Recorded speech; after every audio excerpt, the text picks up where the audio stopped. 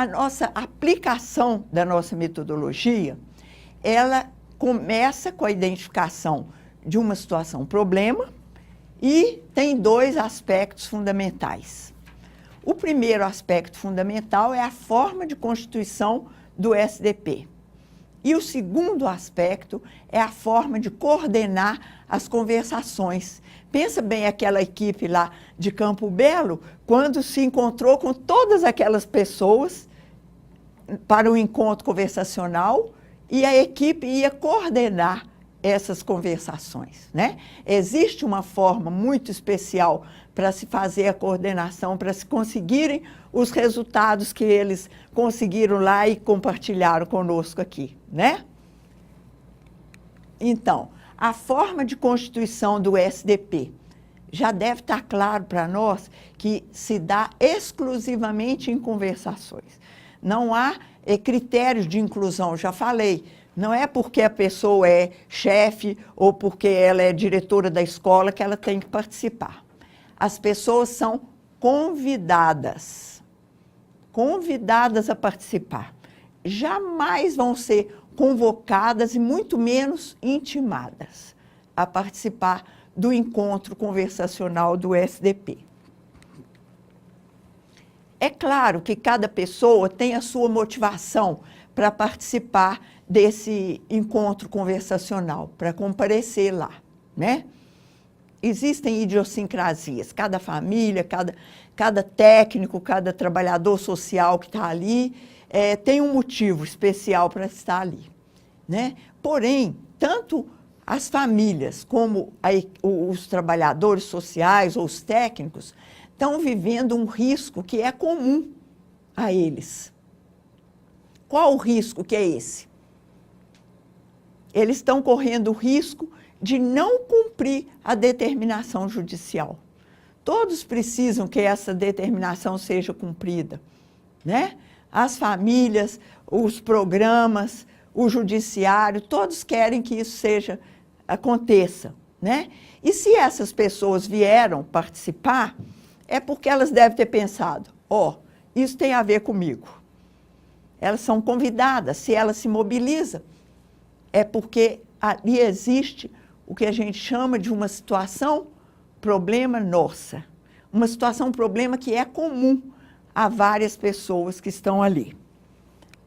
Agora nós vamos passar um videozinho bem curtinho, só para vocês verem uma ilustração de situação problema nossa, tá bom?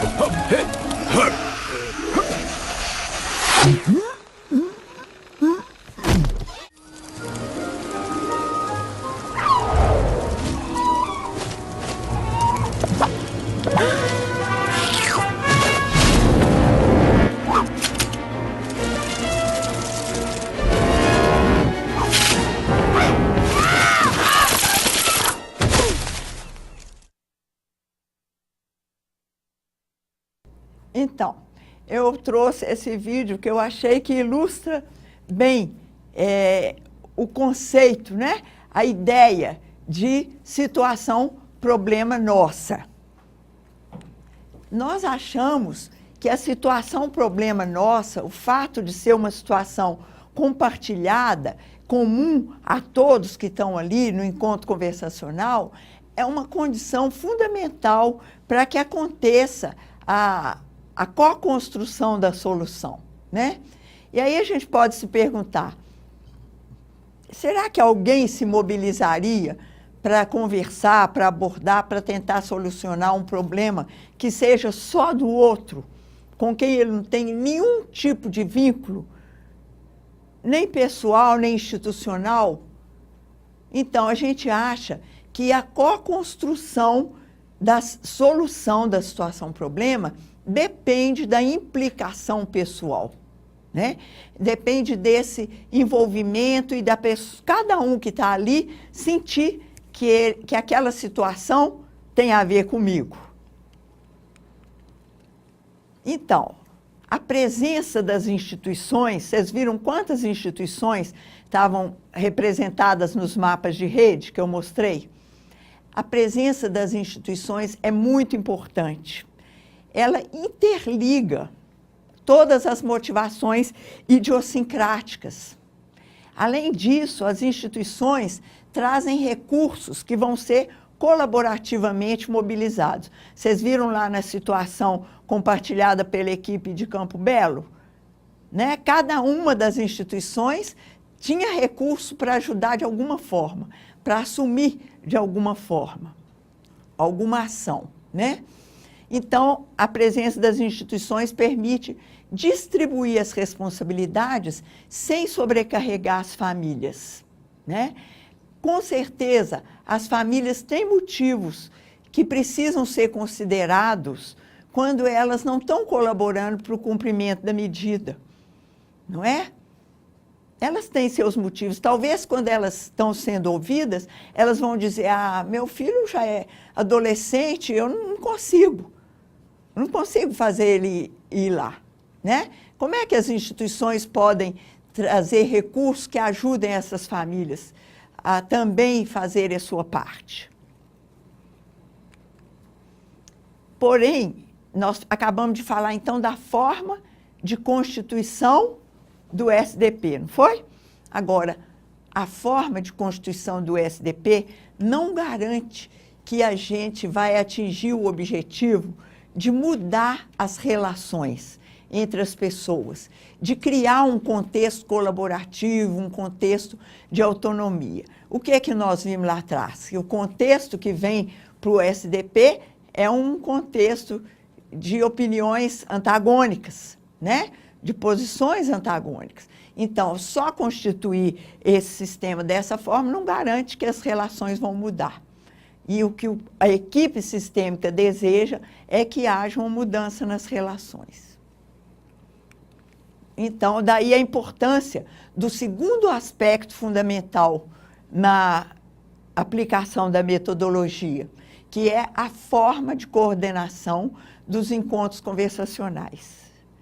Depois de constituído o SDP, entra em ação a equipe sistêmica coordenando as conversações no encontro conversacional. Claro que a equipe sistêmica está em ação desde o começo, na identificação da situação-problema, na constituição do SDP, visitando, fazendo convite, tudo isso. Aqui a equipe sistêmica assume uma outra função, que é de coordenar o encontro conversacional.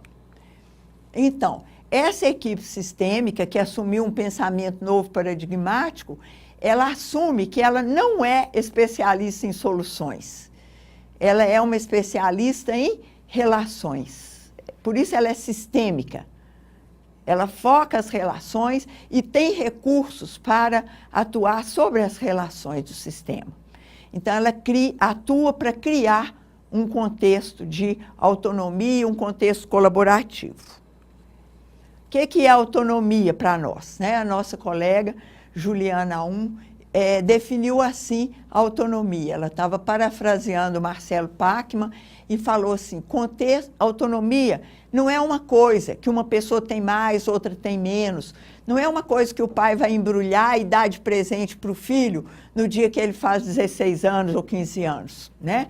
Autonomia é um contexto de interações. E contexto, para nós, também não é lugar. São regras de relação que permitem que cada um defina o que quer para si e assuma as consequências dessa definição, né? Então, quando a Juliana deu essa definição, ela se baseou numa outra definição do Marcelo Pachmann, que é a definição de poder. Ele falou, poder também não é uma coisa que um tem mais, outro tem menos. É um contexto que permite que alguém decida o que é bom para todos. e no contexto de autonomia, cada um pode decidir, escolher e assumir as consequências das suas escolhas. Então, a equipe sistêmica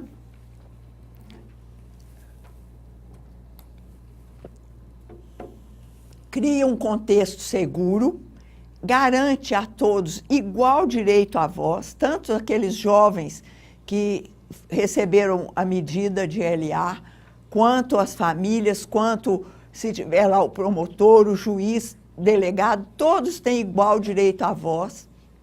A equipe valida todas as participações, viabiliza, ela tem recursos e técnicas para flexibilizar as posições, aquelas posições antagônicas, e viabiliza, com tudo isso, que emerja um novo contexto, novas relações, um novo sistema de relações colaborativas. Então, nesse trabalho, a equipe usa um conceito teórico, que é o conceito de processo da rede, né? Infelizmente, aqui não vamos ter tempo de detalhar, mas é uma teoria que ajuda muito a gente na coordenação, na compreensão do que está acontecendo na rede e na forma de coordenar o processo da rede, né? Essa teoria mostra que na sessão, no encontro conversacional do SDP ou na assembleia de rede, acontecem fases que se sucedem. E é importante a equipe estar preparada para atuar adequadamente em cada uma dessas fases. Outro recurso que a equipe usa é de fazer perguntas reflexivas, porque a gente acredita que as perguntas reflexivas fazem as pessoas pensarem sobre a sua própria posição, sobre as suas próprias premissas, né? Aquelas posições antagônicas. Então, é uma forma privilegiada de desencadear a reflexão, mudar as premissas e mudar o sistema, né? Acontecer a mudança do sistema. Vou colocar um exemplo só de pergunta reflexiva, num momento em que o SDP está conversando sobre as mudanças desejadas. A equipe quer explorar alguns temores que ela está percebendo, que algumas pessoas estão ali com medo de que a mudança aconteça. Então, a equipe pergunta, se acontecer a mudança desejada, para quem a situação nova poderia não ser muito boa? Então, leva as pessoas a refletirem de que a mudança pode não ser tudo maravilhas, pode ter alguns aspectos que podem não ser bons para algumas pessoas que estão ali, né? De acordo com o critério delas. Em que essa possível mudança, em que essa possível situação nova poderia ameaçar alguém? Quem poderia ficar instabilizado com a situação nova que vai ser construída como solução da situação-problema, né? Então, é preciso trabalhar isso, porque se a gente não trabalha esses temores, essas posições contrárias, essas pessoas depois vão se opor, vão boicotar, não vão colaborar, né? Então, vocês veem que a meta do SDP é diferente da meta da equipe sistêmica. O SDP quer o quê? Resolver a situação problema nossa, conseguir formas de cumprir a medida e com a participação de todos. A meta da equipe sistêmica é desenvolver novas formas de relação, formas de relação colaborativas, autônomas, que viabilizem a solução da situação-problema.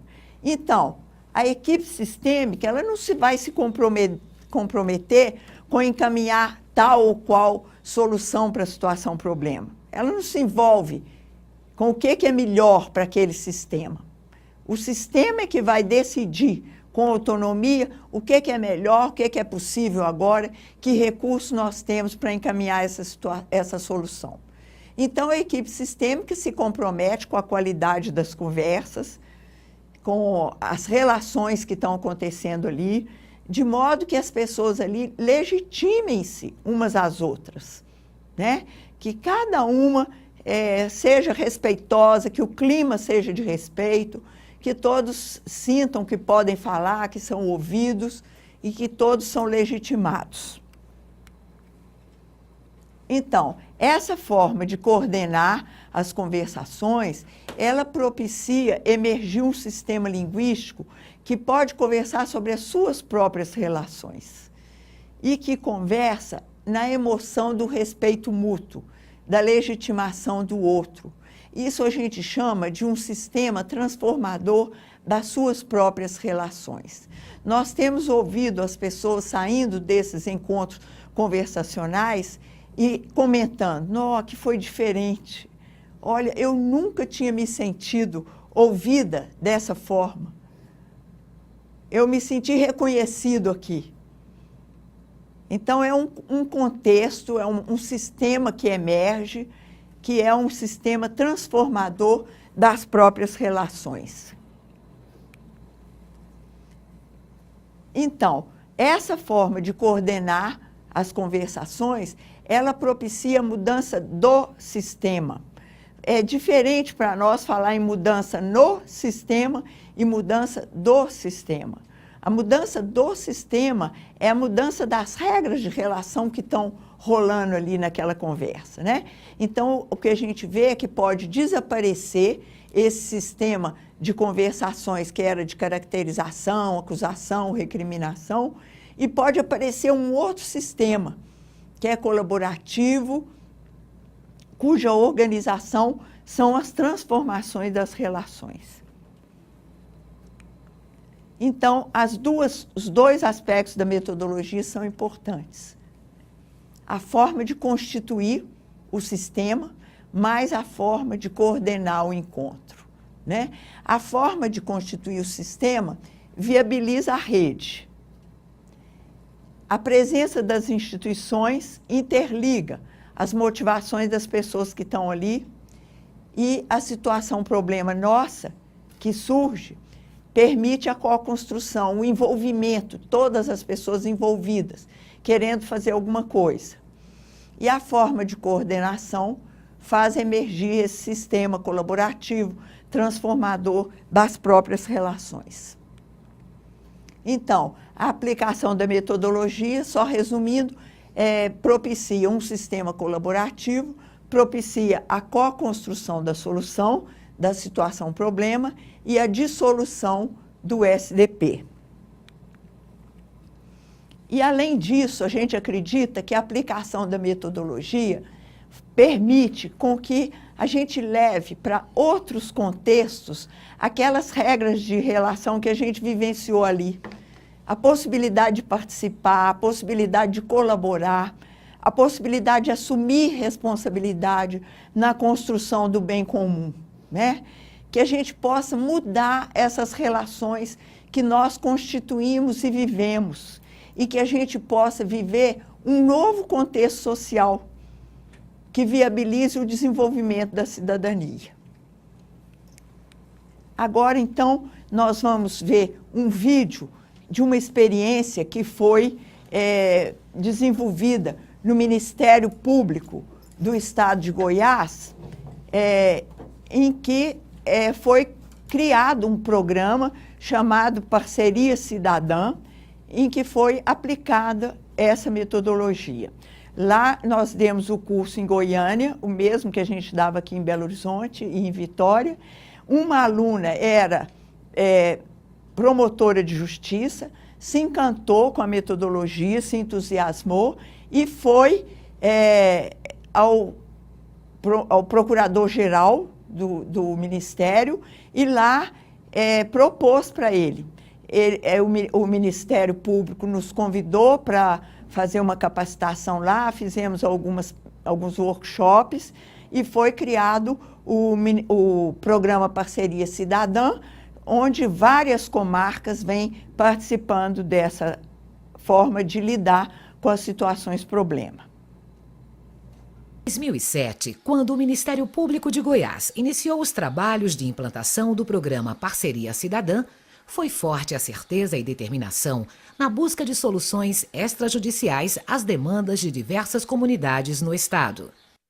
Com pouco mais de um ano, o programa Parceria Cidadã apresentou resultados satisfatórios em 17 municípios goianos e confirma a metodologia de atendimento a redes sociais através da prática do pensamento sistêmico novo paradigmático como proposta eficaz na interlocução com a sociedade. Assim, o Ministério Público de Goiás contribui com a autonomia da comunidade no desenvolvimento ou adequação de políticas públicas. Esse trabalho, inédito no Brasil, tem como principal diferencial a mudança de cultura, onde a própria sociedade assume suas responsabilidades na solução dos seus problemas, tendo os poderes públicos como parceiros e não mais como tutores. Você vai assistir agora 3 casos de sucesso do programa Parceria Cidadã. Goianira. Desde o ano de 2008, fomos convidados a ingressar no projeto Ser Natureza. A princípio, quando começamos as reuniões, era difícil entender e hoje as coisas realmente mudaram em Goianira desde que começamos a trabalhar nessa metodologia do Parceria Cidadã. Fizemos as primeiras audiências públicas com mais de 60 pessoas e a partir daí fomos convidando para outras reuniões até que criamos um grupo de articuladores na área ambiental. São professoras e representantes de ONG, pessoas envolvidas de alguma forma com as questões ambientais. A metodologia foi de reunirmos e escolhermos um problema e buscar os parceiros para solucionar aquele problema. O primeiro problema eleito foi a revitalização da nascente do Jardim Imperial.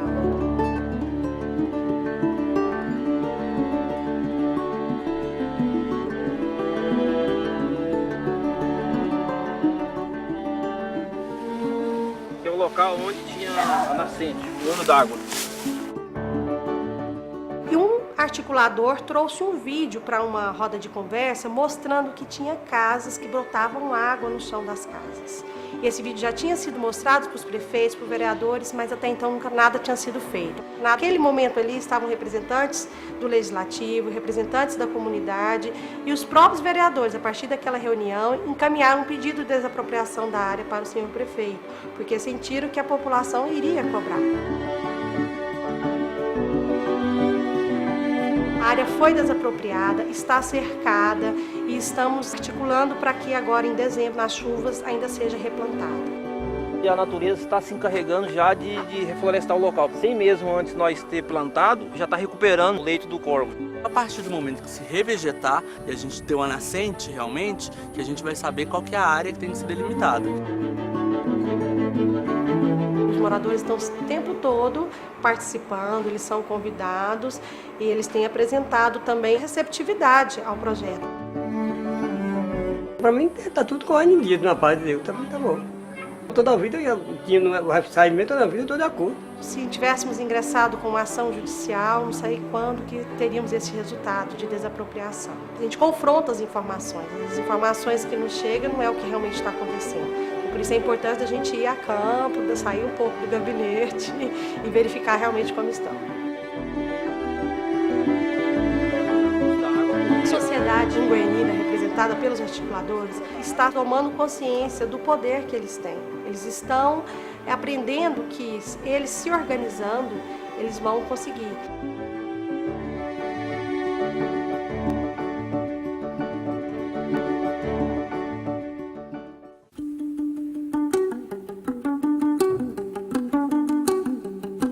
Fazenda Nova. Os próprios integrantes do grupo de articulação resolveram escolher o transporte escolar para a gente trabalhar no Parceria Cidadã, que era um problema muito grave, veículos sucateados, muitos dias sem a realização do transporte escolar, prejudicando diversos alunos, especialmente da zona rural, porque as estradas da zona rural não eram patroladas. A gente recebia na promotoria muitas reclamações sobre isso.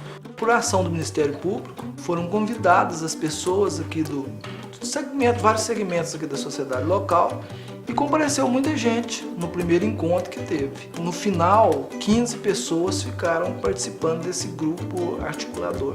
A preocupação do pai hoje é a educação, né? Daí, no caso lá, a gente teve que levar ela para a cidade porque estava matando muita aula e a gente não tinha condições de ir. Como agricultor familiar, você não tem como ficar transportando. No turno vespertino, 70% dos alunos são da área rural e dependem desse transporte. Todas as vezes que a gente começava a aula em Fazenda Nova, o transporte não buscava. A turma tinha que ir de moto, tinha que ir tomando chuva, de carona, de carroceria. Semana de prova mesmo, nós temos que ir de moto todos os dias para não ter que faltar, né? E não tinha transporte escolar. Tinha vezes que ficava uma semana sem puxar. A gente tinha copiado os colegas ou então a tia passava de novo no quadro pra gente copiar, então passou difícil.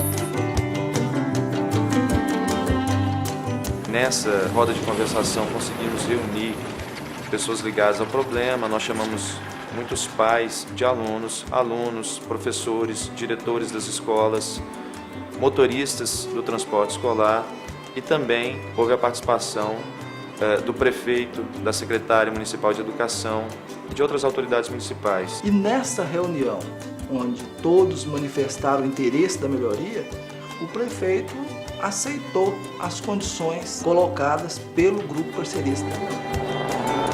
A gente foi informado, né, da Parceria Cidadã e sempre que tem reunião, a gente está sempre participando e a gente viu o avanço que teve, né? Em uma reunião que nós fizemos agora, neste mês de outubro, decidiu que o problema estava solucionado e escolheu um novo problema para a gente trabalhar. O próximo tema do Parceria Cidadã em Fazenda Nova é o adequado tratamento do lixo, tanto em Fazenda Nova quanto em Novo Brasil, que é um distrito judiciário da comarca. Por eu acreditar muito em parceria, eu acho que só aí nós chega lá. Esse problema, né, de ficar, às vezes, revisando uma matéria só, aguardando os alunos do transporte. Nós não temos isso mais. Teve uma mudança assim, bem notável, né, na estrutura do ônibus, que teve várias reformas, a pintura, as poltronas, tudo foi bem arrumado. Dá um defeitinho, eles põem outro ônibus no lugar e puxam, nunca falharam. Agora que arrumou a estrada, anda mais rápido. Não tem tanta poeira mais. Está muito melhor do que estava o ano passado. Estou satisfeita. Com o transporte, com as estradas, tudo. Estou satisfeita. O motorista é bom? Tá bom? Melhorou?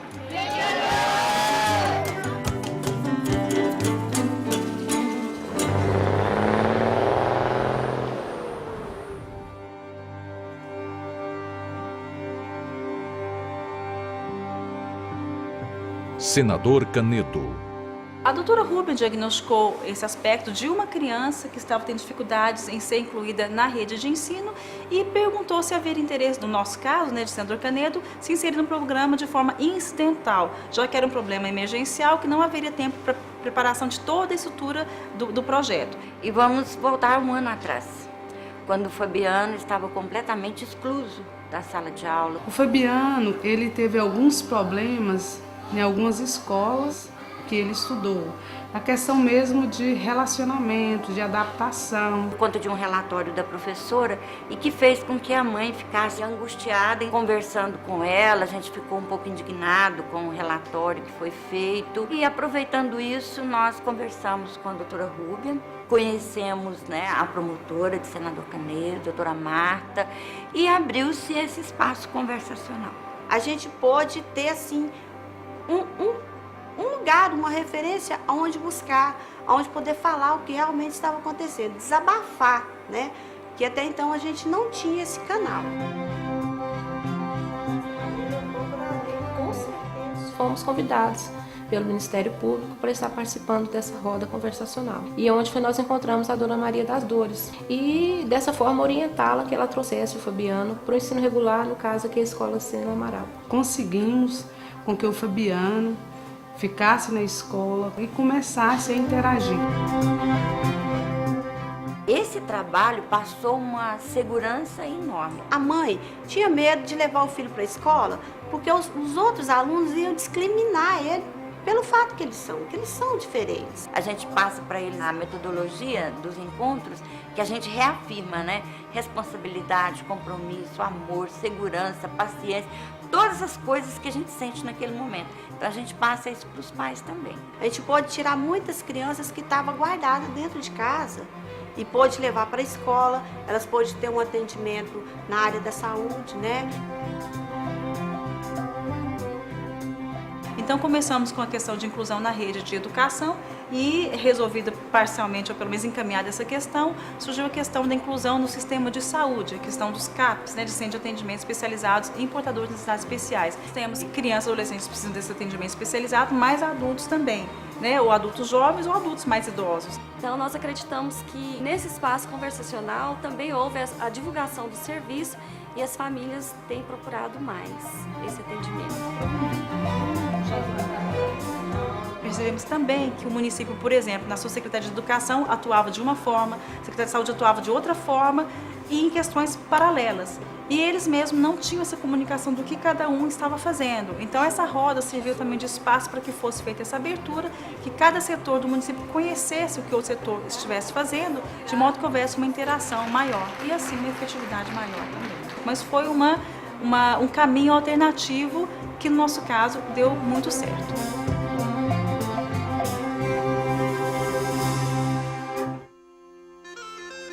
Conheça aqui os problemas que estão sendo tratados em outras 14 comarcas do nosso estado.